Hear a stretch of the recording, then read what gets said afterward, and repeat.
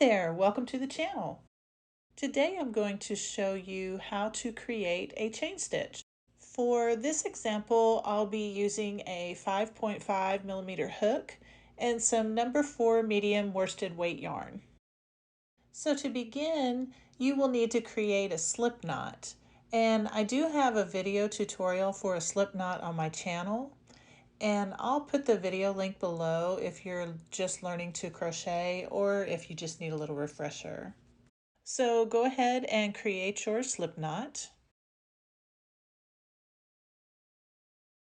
To begin the chain stitch, all we're going to do is yarn over, and that's just wrapping the yarn around your hook and then pulling it through the loop. And there you've just created your first chain. So we'll yarn over, pull it through the loop, yarn over, pull it through the loop,